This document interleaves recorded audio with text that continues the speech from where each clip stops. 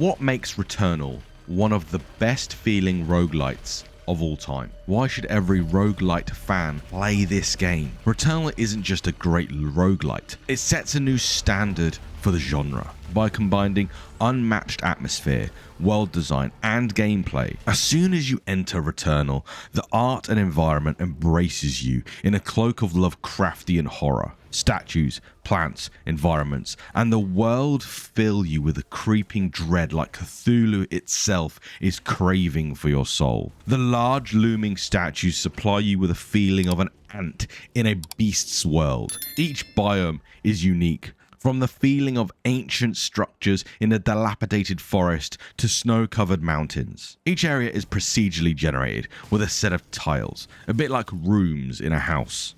As you play and explore, each tile fills you with a sense of wonder and dread, reinforcing the feeling of being stranded on an alien world. As you find yourself learning the positions of buttons, locked doors and secret rooms, you find yourself getting used to areas. And this tends to let your guard down, just as the game hits you again with something from the great unknown, avenging another player or a gold challenging room.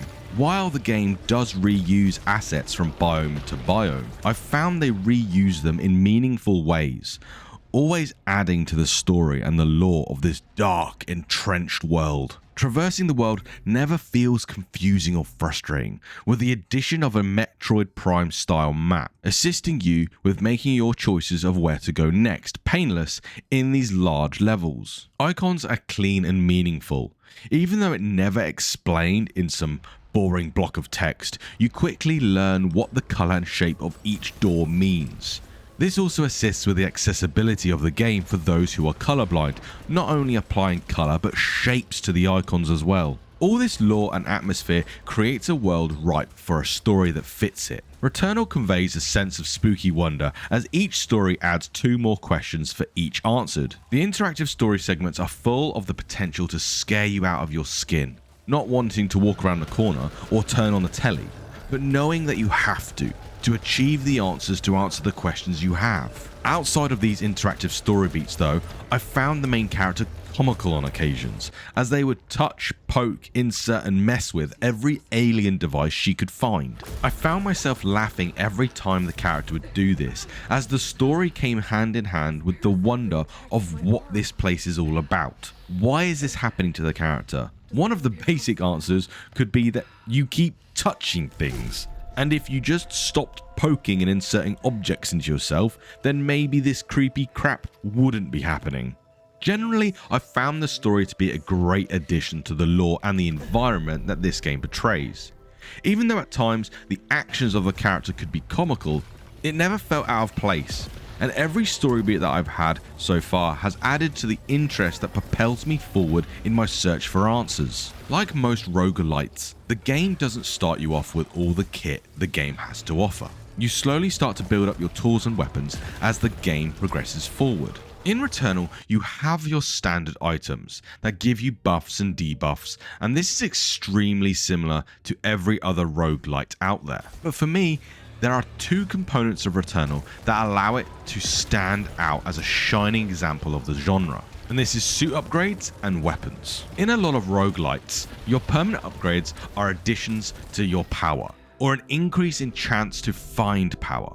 In Returnal, permanent upgrades are not like this. Permanent upgrades are a way of exploring and traversing the world you're in. These permanent upgrades are the most engaging way I have ever seen a roguelike give players additional power, as well as an incredible way of getting players excited for their next run. Giving players a grappling hook to access more platforms, rooms, and therefore more loot, in turn giving players more power. And this is why I feel like Returnal has inherited the most wonderful feeling of a Metroidvania. In a Metroidvania, being able to revisit earlier areas with your new toys is one of the most exciting parts of those games. Being able to explore areas that were inaccessible to begin with. Having that moment trigger in your head as you realise you have now access through a doorway is a very specific itch that Returnal scratches, and it makes players feel engaged and clever. But there was also an additional side effect to this. It also gave me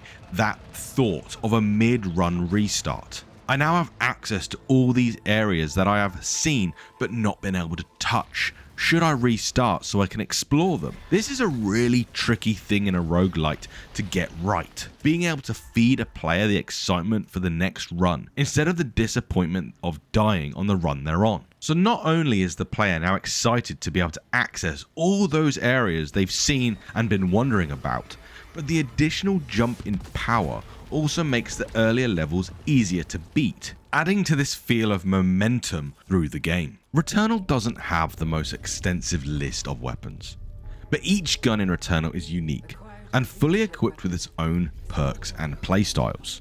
Each weapon's personal animation and sounds, combined with the fact that most subtypes of firearms are covered, means you will always find a weapon you gravitate to. Each weapon has a selection of alt fires as well as 3 perks.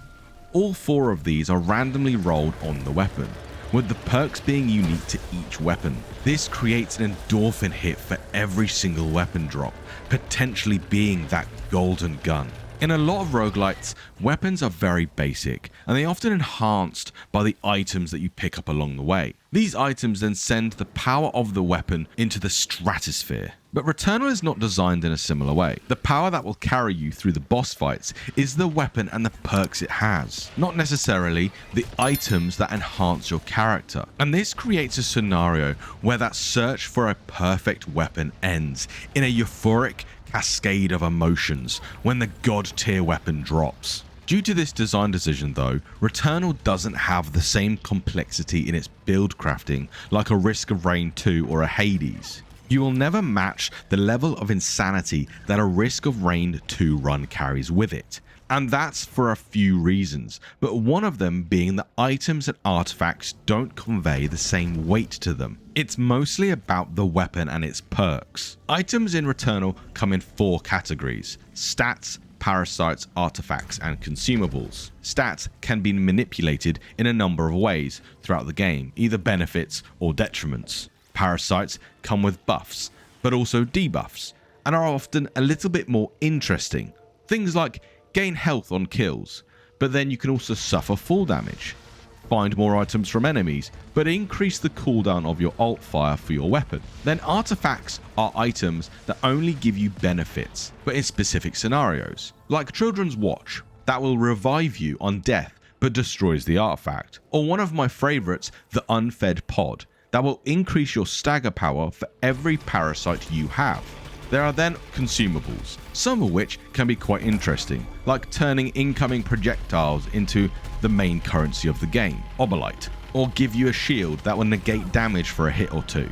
These categories of run-specific items can enhance your character's power quite a lot, giving you a massive amount of health or being able to rapidly stagger enemies, leaving them extremely vulnerable. But I think the reason why Returnal's builds don't feel as vast as something like Risk of Rain is due to the fact that you could have the best items in the world, but if you haven't got the weapon to back it up, you're gonna really struggle, where the items in other roguelites enhance the weapons. Returnal has a focus around finding the weapon. And a key component of a build is making sure your weapon is good enough instead of supplementing it with a mass amount of items. One of my favourite systems in the game is the resin system. It's a system in the game that directly rewards skill for maximum health. In Returnal, there are health drops all over areas. But if you're at maximum health in most games, these health drops will be useless. But in Returnal, these health drops are converted into something called resin when you're at maximum HP. This then directly feeds into being good at the game, and the game actively rewarding you for being good. If you go into a room and dodge every enemy attack and don't get hit, you can then collect all the health drops as resin, increasing your maximum HP pool. And this is something I love. Not only is it a way to benefit skilled players, but also it means that you're not wasting resources. If you need HP, you get HP.